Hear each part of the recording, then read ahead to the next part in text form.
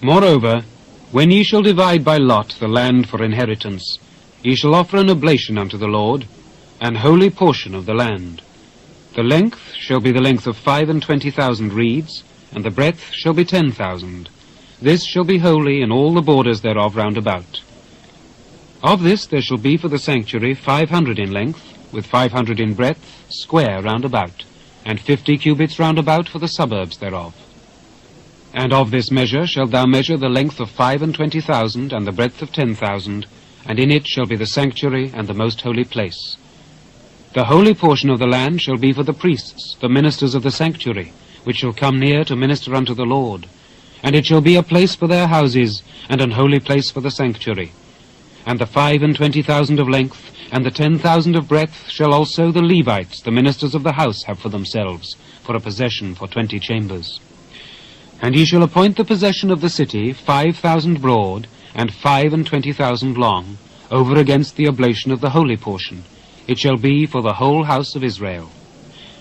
And a portion shall be for the prince, on the one side and on the other side of the oblation of the holy portion, and of the possession of the city, before the oblation of the holy portion, and before the possession of the city from the west side westward, and from the east side eastward. And the length shall be over against one of the portions, from the west border unto the east border. In the land shall be his possession in Israel, and my princes shall no more oppress my people, and the rest of the land shall they give to the house of Israel according to their tribes.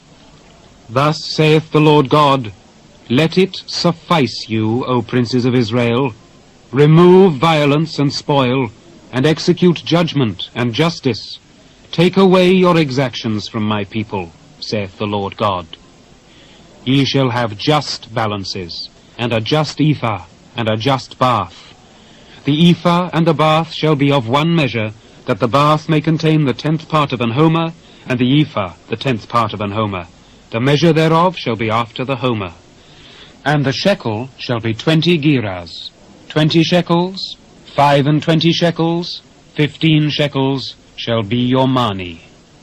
This is the oblation that ye shall offer, the 6th part of an ephah of an homer of wheat, and ye shall give the 6th part of an ephah of an homer of barley.